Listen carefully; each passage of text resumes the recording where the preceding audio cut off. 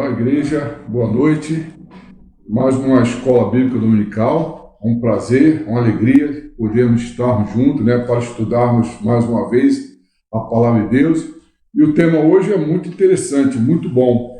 A lição é 10, a nossa revista, sobre o tema A Doutrina de Deus, mas o tema que nós vamos estudar hoje é as vantagens do conhecimento de Deus. O texto básico se encontra em 1 Samuel, capítulo 1, do versículo 1 ao 25. Vamos estar orando para começar a nossa lição. Pai que está no céu, santificado, glorificado seja teu nome, Senhor. Obrigado, Senhor, por essa oportunidade, obrigado por esse privilégio que temos, Senhor, de nós podermos, dos tempos que estamos vivendo, separar um tempo, Senhor, para ouvir a Tua voz, aprender, Senhor, da Tua palavra, entender, Senhor, os propósitos que o Senhor tem, Senhor, em nossas vidas, Senhor. Muito obrigado, Senhor, por esse instrumento que o Senhor disponibiliza, Senhor, para podermos, Senhor, assim, transmitir, Senhor, a Tua palavra. E a nossa oração, Senhor, que essa lição seja uma lição abençoada na minha vida e na vida de todos onde está ouvindo e participando desse estudo, Senhor.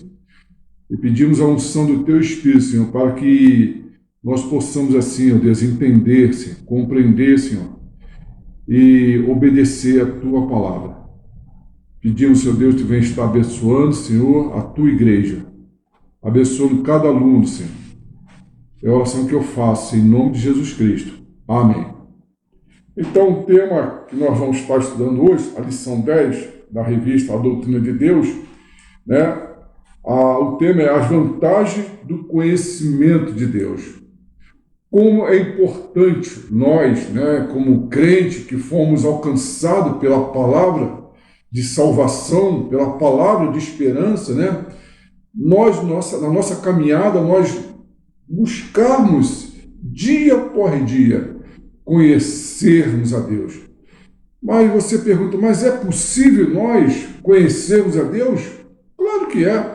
Aliás, a sua palavra nos chama para nós conhecermos a Deus, porque só assim nós vamos ter na nossa vida diária, no nosso cotidiano, intimidade com Deus. E o conhecimento de Deus nos dá, tudo quanto nós precisamos para prosseguir nessa caminhada de fé. O conhecimento de Deus nos permite que nós estarmos até preparados para situações adversas das nossas vidas. Nós vemos ali no texto de Jó, no capítulo 42, de todas as situações que Jó enfrentou e passou na vida dele, lá no final ele pode dizer, eu sei que o meu Redentor vive.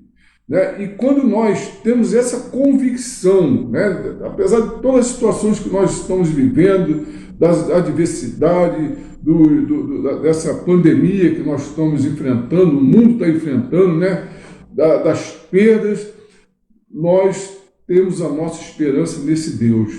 E o mais importante é que Deus, Ele quer, Ele chama nós, Ele quer se revelar, Ele quer ser conhecido.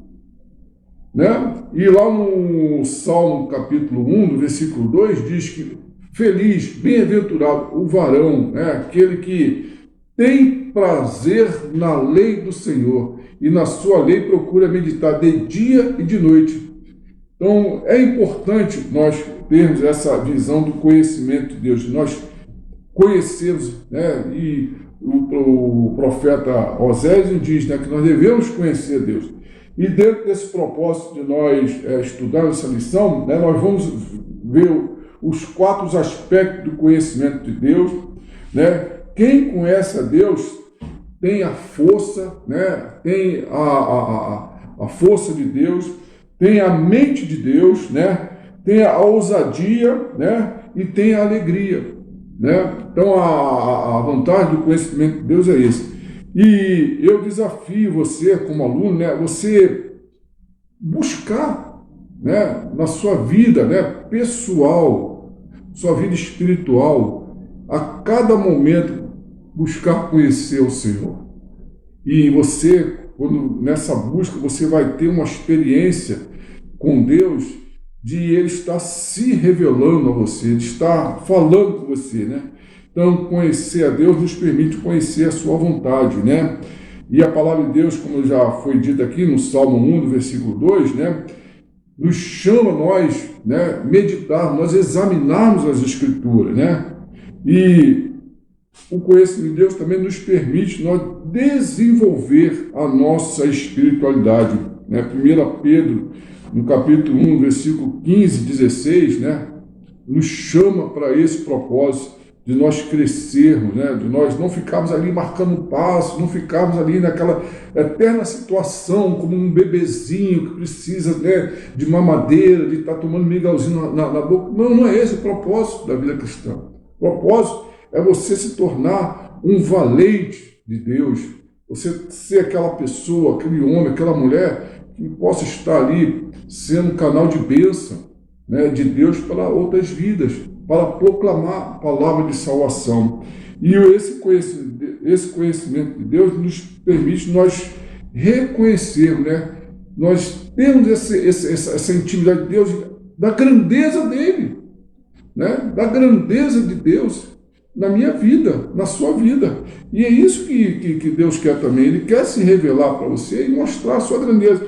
No Salmo 19, versículo, nos fala isso, né? Então, um dos propósitos da lição de hoje é, ao estudar essa lição, você terá condições de aprofundar-se no conhecimento de Deus, sabendo que o fato de conhecê-lo implica enormes benefícios, incomparavelmente, né? E quando você tem essa busca de conhecimento de Deus, você não fica refém, né, das fake news que nós estamos vendo aí. Infelizmente, alguns utilizam até da palavra para distorcer.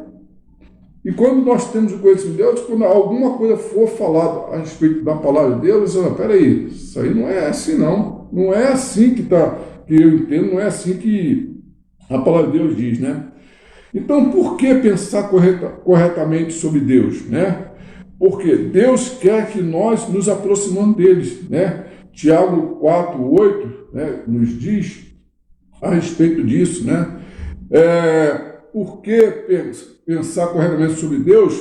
Porque nós, assim, pensamos corretamente sobre nós mesmos, né? Nós passamos a conhecer a nós mesmos, né? Porque determina a qualidade da nossa adoração, da nossa comunhão com Deus. Esse conhecimento de Deus permite também que o nosso estilo de vida, o nosso caráter, a nossa maneira de ser, nossa maneira de se mostrar às pessoas que vivem ao nosso redor, dar esse testemunho que venha glorificar a Deus. Porque esse conhecimento de Deus, porque nos livra da idolatria mental, né? Hoje nós vemos aí o versículo de João 8:32, conhecereis a verdade vos libertará. Muitas vezes é colocado num contexto totalmente distorcido. O conhecimento de Deus realmente vai te permitir, quando você conhecer a verdade é Cristo, a verdade está na palavra, né? Você não será induzido, né, a entender de uma forma diferente. Não existe meia verdade. A verdade é verdade mesmo, né? E esse conhecimento de Deus nos permite, porque evita a decadência espiritual nossa e principalmente da igreja, né? Como as igrejas hoje estão precisando de pessoas que tenham esse desejo de conhecer a Deus. Porque quando nós temos esse desejo de conhecer a Deus, nós passamos a ter consciência da nossa responsabilidade.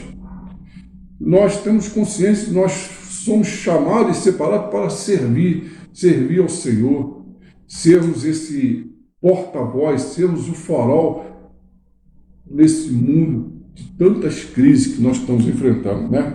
Então, o primeiro tópico nós vemos que esse conhecimento de Deus envolve 4 aspectos, né? O primeiro aspecto, ouvir a palavra de Deus e recebê-la como interpretada pelo Espírito Santo em relação à nossa própria pessoa.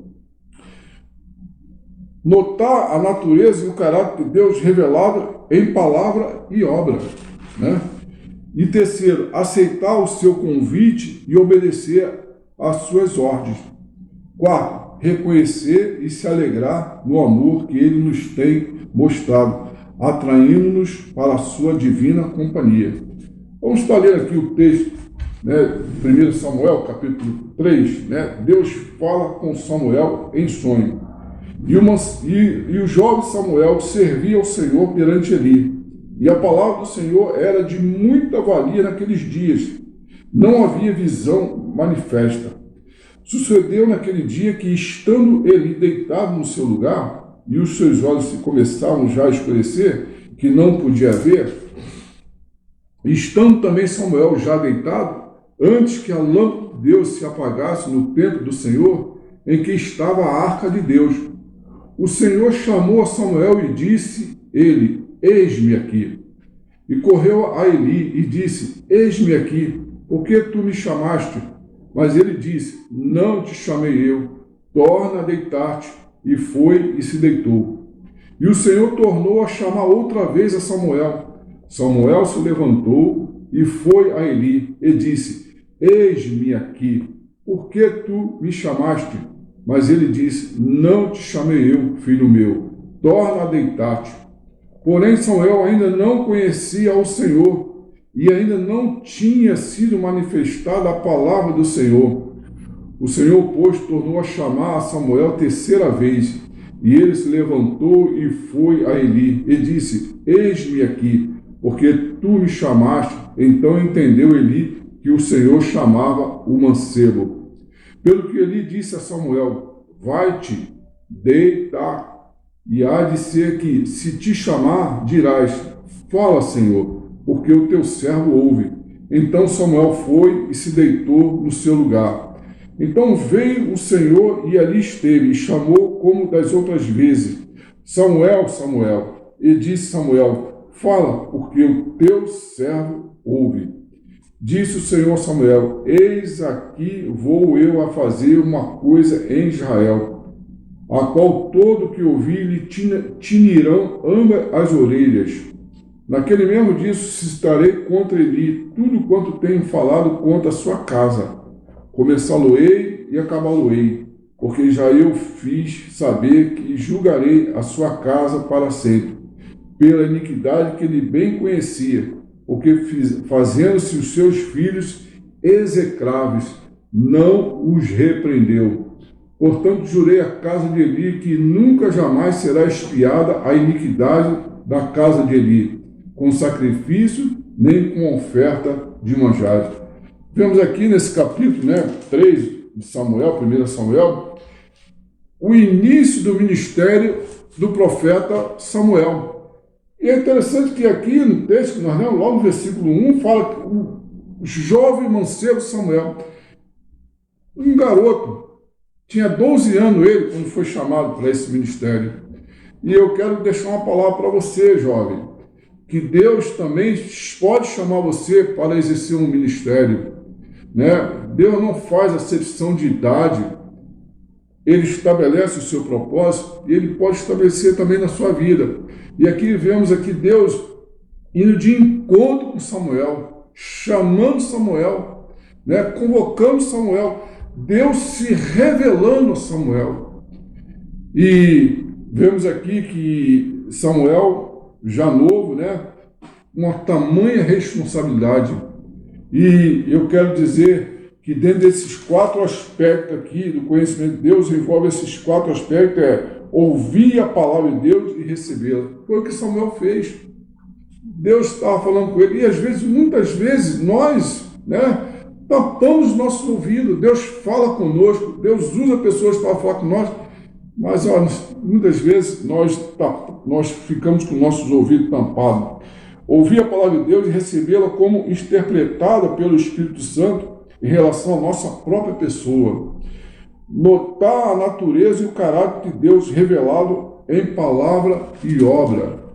Deus chama, Deus convoca através da palavra, mas também através, como nós estudamos há um tempo atrás, da revelação que Deus faz a nós.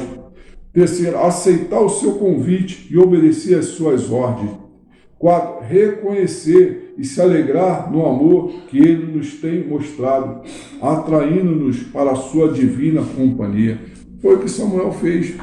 Samuel, 3 vezes ali, Deus chamando ele, e nós notamos aqui que Eli, demorou em perceber que a ação de Deus ali na chamada desse jovem profeta Samuel, né? Aí as escrituras falam em conhecer a Deus como o ideal do crente, ou seja, a plenitude de uma relação de fé que traz salvação e vida eterna e que gera amor, esperança, obediência e alegria.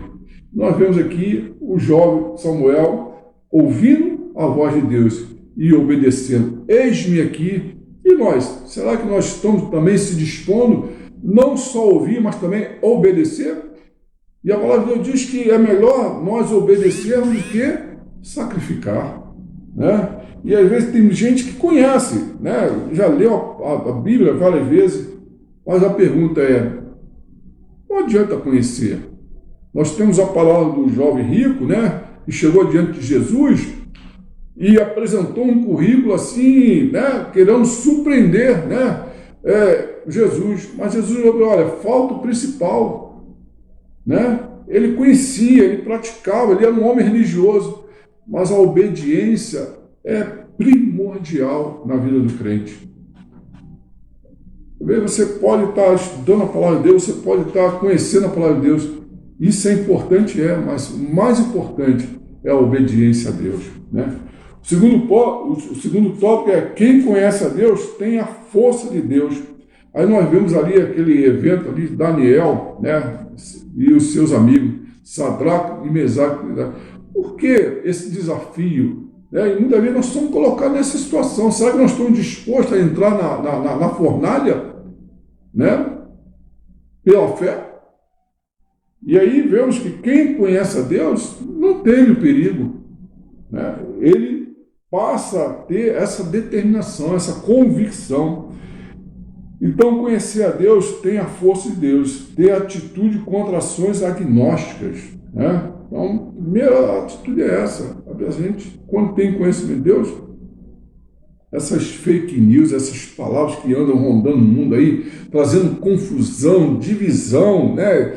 Aquela coisa que Deus não é Deus de confusão, Deus não é de divisão, né? Então, quando nós temos o conhecimento de Deus, o conhecimento da palavra e obedecemos, né, o diabo pode lançar todos os seus dados da mentira contra nós que não surtirá efeito, né? Então, o segundo tópico é ter atitude contra ações mundanas e preceitos da falsa religião, ter atitude de uma vida de oração. E nós vemos que quando nós temos esse conhecimento da palavra de Deus e da obediência a Deus, nós temos uma vida de oração. Aí nós temos o exemplo de Ana, né? Mulher que, diante de tanta situação, tanta tristeza, né? A primeira opção dela foi orar, foi ir na casa de Deus orar, né? Não se importou o que as pessoas iam falar, o que as pessoas iam dizer dela, né? Mas quando nós temos conhecimento de Deus, nós temos a nossa vida de oração, nossa vida de comunhão com Deus.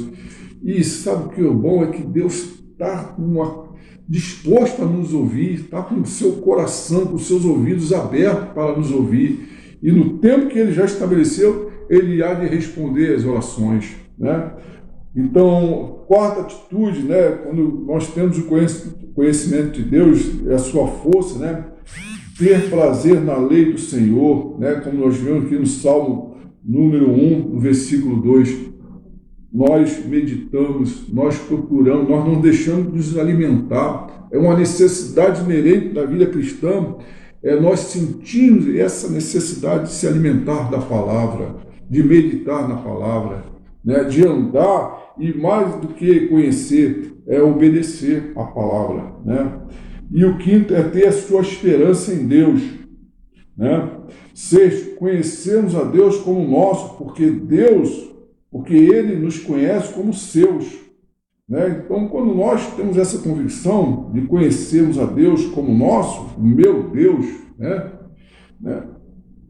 Porque Deus, Ele nos tem como seu, nós somos suas ovelhas, e a palavra de Deus diz que um bom pastor cuida das suas ovelhas. E Jesus, Deus é maravilhoso, Ele tem cuidado de nós. Algo que nós não podemos negar é esse cuidado de Deus para aqueles que são fiéis a Ele, para aqueles que buscam. E eu sempre digo que um coração quebrantado, Deus não rejeita. Deus está ali pronto com as suas mãos estendidas, né? Pronto para nos socorrer, pronto para cuidar de nós. Então, conhecer a Deus como nosso, né? Porque Deus, Ele nos conhece como seus servos, como suas ovelhas, né? Terceiro tópico, quem conhece a Deus tem a mente de Deus, né? Ter a mente de Deus pressupõe-se conhecer e fazer a vontade de Deus, estar na intimidade com Deus e amar o mundo como Deus amou, João 3,16. Então, quando nós temos esse conhecimento de Deus, nós não somos levados para esse vento que está aí se espalhando, o ódio, as divisões, as dissensões, né? Nós passamos a ter uma atitude de compaixão, né?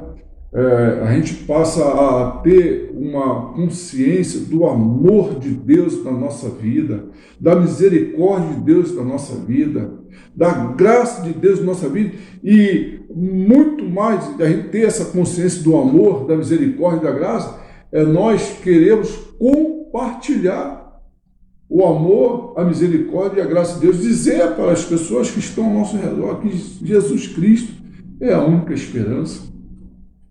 E a nossa esperança não está nas coisas que estão nesse mundo, as coisas efêmeras, passageiras, né? E daí nós vivemos nessa condição de amar, né, as pessoas, né? Amar o mundo, né? Não as coisas que estão no mundo, mas amar, quando falo mundo, é amar as pessoas, né? Independente das suas condições sociais, das suas escolhas. Nós íamos em encontro dessas pessoas e dizer, olha, Jesus te ama. Olha, Jesus, Ele pagou um preço muito alto lá na cruz para que você para que você viva uma vida de liberdade. Você ser livre, você poder andar de cabeça erguida e você poder ter a alegria de gozar da companhia de Deus em sua vida. E o quarto tópico é, quem conhece a Deus tem a ousadia de Deus, né? Não vai temer as coisas desse mundo, né? A ousadia de Deus é a coragem e aceitar os riscos da fé. E eu já falei aqui o exemplo de Daniel, de Sadraque, Mesaque, o rei lá baixou um decreto, né? E olha, quem não adorar essa imagem vai a fornalha, vai morrer. E quando nós temos essa intimidade com Deus, quando nós temos essa comunhão com Deus, quando nós temos a nossa vida de oração com Deus, quando nós temos essa certeza que Deus é conosco, é um Deus que caminha conosco, é um Deus que olha para nós com esse olhar de misericórdia, de graça e de amor, não nos julgando, não olhando para as nossas fraquezas, não apontando os nossos erros, mas um Deus que tem cuidado de nós. Um Deus que está ali, como nós vemos na parábola do filho pródigo, né? Que achou que o mundo, né, seria melhor, mas estava sempre lá olhando na espreita que aquele filho voltasse para a casa do pai. E é isso que Deus também quer pela sua vida, que você volte, você tenha essa experiência com Deus, um Deus vivo, um Deus criador dos céus e da terra, né? E a gente tem essa missão como homens que foram alcançados por essa palavra de salvação, de levar a mensagem de esperança, de levar a mensagem de restauração, de levar a mensagem de amor, que Deus é amor, né? E enfatizar bem João 3,16, porque Deus amou o mundo de tal maneira que deu o seu Filho unigênito para que todo aquele que venha crer nessa palavra, né, não pereça, mas tenha a vida eterna, né? Então, crer, né? E a palavra de Deus diz que a fé, ela vem para ouvir a palavra de Deus, a palavra de salvação. E o quarto tópico é quem conhece a Deus tem a ousadia de Deus, né? Então, aceitar a ousadia é a coragem e aceitar os riscos da fé, as implicações da fé em Deus, né? Nós vemos aqui as implicações da fé em Deus. Quais são as implicações da fé em Deus? Quem, né? a gente, por muitas vezes, ter a nossa escolha, a nossa fé em Deus, às vezes no trabalho, às vezes em determinados ambientes, nós sofremos hostilidade, nós sofremos incompreensões, nós somos mal, né, compreendidos, né, e muitas vezes até mal falado, né, e as implicações, né, de conhecer a Deus a ousadia de Deus não corre da ameaça. A ousadia de Deus enfrenta as oposições e a ousadia de Deus aceita os riscos da fé. Né? Então, a gente não estamos aqui para julgar o mundo, nós estamos aqui para apontar os erros, estamos aqui para sermos luz, para sermos esse farol, para mostrar ao mundo que há esperança, e essa esperança ela vem de Jesus Cristo. Né? E muitas vezes, né, eu mesmo, no meu trabalho, muitas vezes eu fui hostilizado, eu fui perseguido, né? E às vezes até mal compreendido, né? As pessoas não aceitam a maneira como nós agimos, a maneira como nós pensamos, a maneira como nós agimos de uma maneira em que nós temos a consciência que onde quer que nós estamos, Deus se faz presente. Deus se faz presente. E o quinto tópico e o último é: quem conhece a Deus tem a alegria de Deus. Né? E o salmista diz, né, que a nossa alegria, né, a alegria do Senhor é a nossa força. Nós temos alegria. Às vezes as pessoas assim acham que todo crente é aquele homem cabisbaixo, triste, amargo. Não, isso aí não existe isso. O homem de Deus é um homem alegre, né? É um homem feliz, é um homem que anda de cabeça erguida, é o homem que ele diz, né, como diz o salmista, olhar para o monte e ter essa certeza que o socorro dele vem do Senhor, que fez os céus e a terra. E aí nós temos alegria porque nós temos essa convicção que Deus cuida de nós. Deus, ao momento que Ele nos pega no colo e nos embala assim como bebezinho, como criança, né? E nos ajuda nos momentos difíceis, né? Não há alegria comparável na vida do crente cuja mente está possuída da plena certeza de conhecer a Deus. A alegria de Deus é consequência da paz que temos neles, né? Então, é interessante que quando nós temos essa convicção do nosso conhecimento de Deus, nós temos essa comunhão com Deus e esse desejo de viver uma vida que agrada a Deus, esse desejo de ter uma vida de santidade. Quando se fala de santidade, é no sentido de não nos colocarmos superior a ninguém, é no sentido de nós estarmos ali nos colocando na condição de servos, no sentido de nós colocarmos na condição de sermos instrumento de Deus para abençoar outras vidas. É no sentido de nós sermos também boca de Deus para levar palavra de salvação, palavra de esperança, palavra de exortação, palavra de consolo, né? Palavra a todos os momentos da vida, né? Nós sermos esse porta-voz, né, de Deus, sermos esse homem, essa mulher, que onde quer que nós venhamos pisar, né, Deus está conosco, né?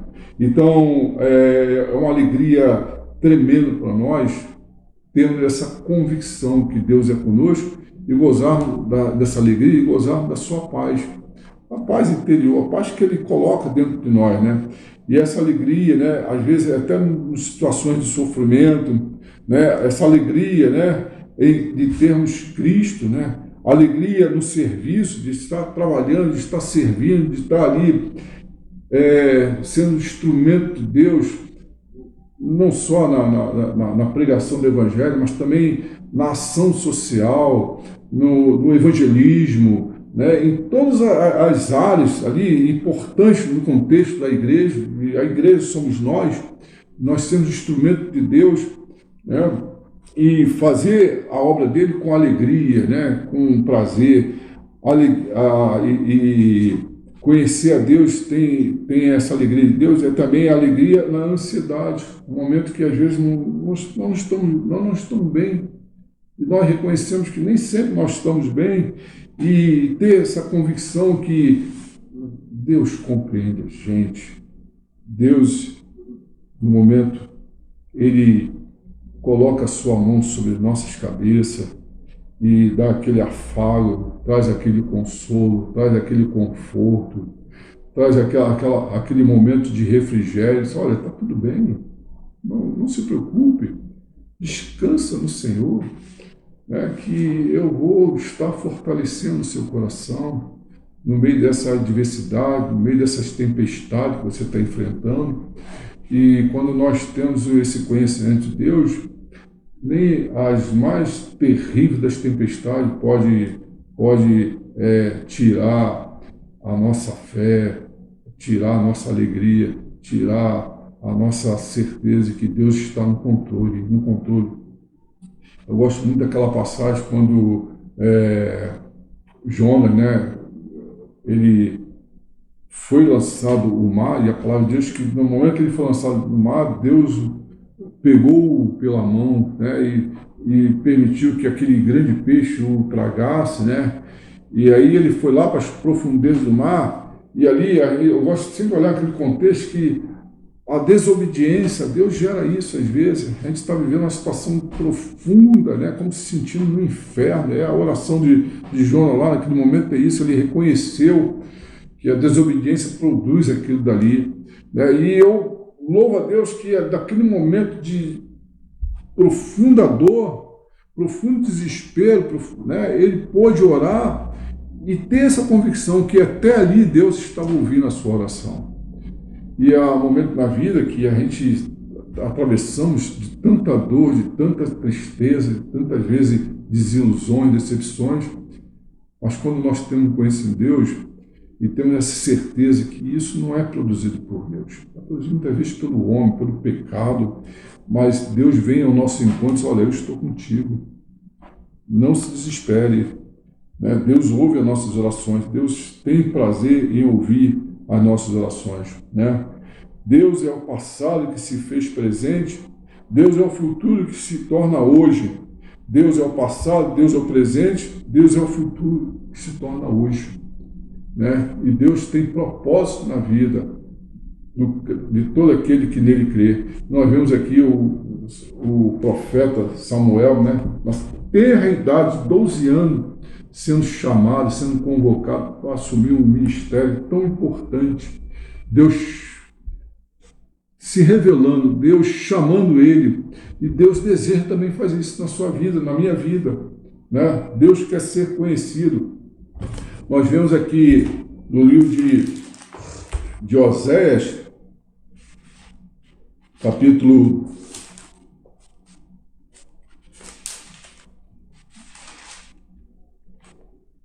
livro de Jeremias, capítulo 29, versículo 13, diz: buscar-me-eis e me achareis quando me buscar de todo o vosso coração. Olha, Deus desejoso se revelar a você, desejoso que você o busque, e quando você o buscar, você achará.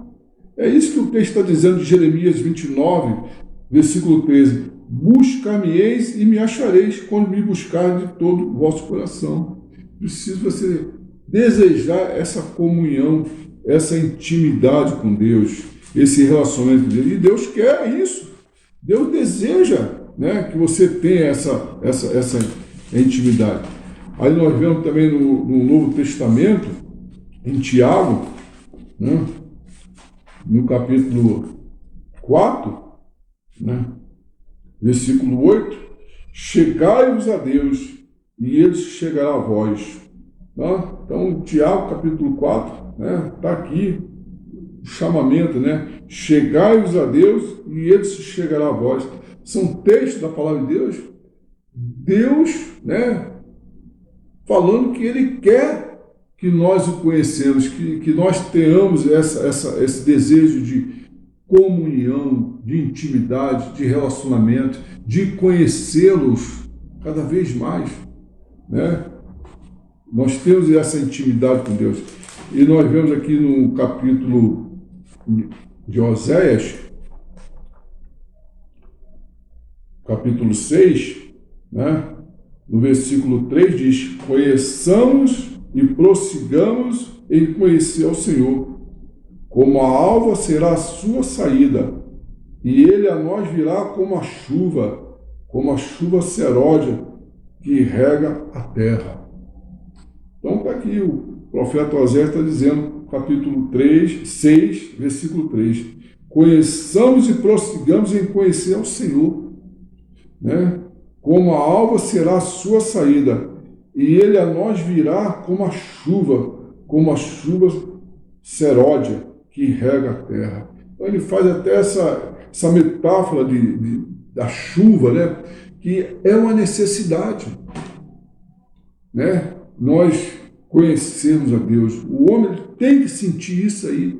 A chuva, ela traz, né? Ela rega a terra, e regando a terra produz alimento, e esse alimento vem até nós para nutrir o nosso corpo. Então, a gente precisa ter esse conhecimento de Deus para que nossa alma seja alimentada, para que a vida seja alimentada, né? Seja cuidada por Deus. E nós estamos chegando já ao final dessa lição sobre o conhecimento, a vantagem do conhecimento de Deus. Nós vimos tanta vantagem que o crente tem quando ele busca cada vez mais conhecer a Deus, né? Então, ele usufrui da alegria, ele usufrui da paz, ele usufrui dos cuidados de Deus, ele passa a ser uma pessoa que tem a ousadia, o poder de Deus na sua vida, a ação do Espírito Santo na sua vida, né? Ele passa a ter uma visão da importância dele como servo no contexto da igreja, de ele ser o homem ou aquela mulher, de ser instrumento de Deus na igreja para abençoar outras vidas, para levar a mensagem, para ser bênção, né? E é importante nós não negligenciarmos isso aí. Não basta só nós conhecermos na teoria, mas desejarmos obedecer. E a palavra de Deus diz que Deus não quer sacrifício. Tem pessoas que já li a Bíblia 15, 20, 30 vezes, 10 vezes. Mas aí, é preciso obedecer. É preciso você se dispor, você permitir que essa palavra seja uma palavra viva, venha moldar a sua vida, transformar o seu caráter, tornar você um melhor marido, uma melhor esposa, um melhor filho, um melhor profissional, um melhor médico, um melhor deputado, um melhor senador, e assim nós teremos a nossa sociedade transformada. Quando nós conhecemos a Deus e nos dispomos a obedecer, né? E vamos chegar à conclusão: o finito não consegue compreender o infinito. Não conseguimos entender a Deus na sua totalidade, mas não podemos ficar ignorantes naquilo que é conhecível, que é possível saber, né? Ainda que não conheço a Deus em todas as suas totalidade, imensidade, plenitude e absolutismo, a Bíblia nos aconselha a conhecer a Deus, como diz o profeta Oséias, no capítulo 6, no versículo 3, né? Como eu li aqui: conheçamos e prossigamos em conhecer ao Senhor. Como a alva será a sua saída, e ele a nós virá como a chuva serôdia que rega a terra. E eu desejo que essa lição seja uma bênção na sua vida, e que você, como servo de Deus, deseja dentro de si mesmo buscar esse conhecimento, buscar esse crescimento, buscar em obedecer a Deus. Que Deus nos abençoe. Amém.